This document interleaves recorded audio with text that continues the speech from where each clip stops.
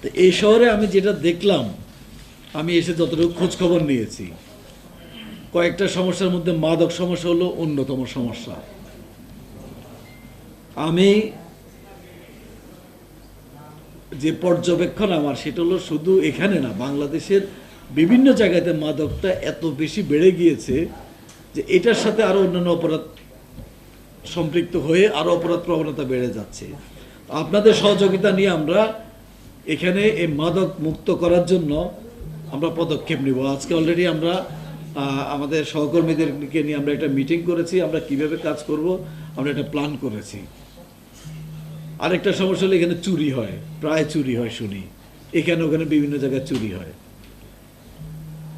তো এই বিষয়গুলোতে আমরা একটু ভালোভাবে নজর দিব।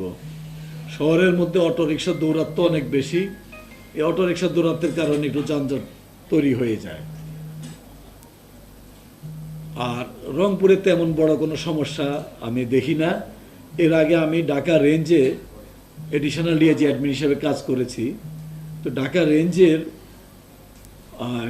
ঢাকা জেলাকে যদি আমি চিন্তা করি, আশুলিয়া, তারপরে সাভার, ওইসব জায়গায় যে জটিল অবস্থা, সে তুলনায় রংপুরের অবস্থা অনেক ভালো। তো ইনশাল্লাহ আপনারা এখানে রংপুরের মানুষ সবসময় সহজ সরল ভালো মানুষ।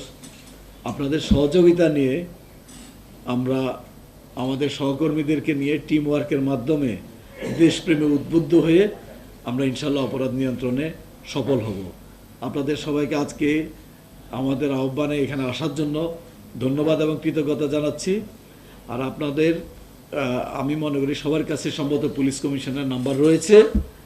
আপনারা যেই কোনো সময় যেই কোনো তথ্য আপনারা আমাদেরকে দিবেন, আমরা সেটা গুরুত্বের সাথে বিবেচনা করে যাচাই বাছাই করে আমরা আইনানুগ ব্যবস্থা নেব ইনশাল্লাহ।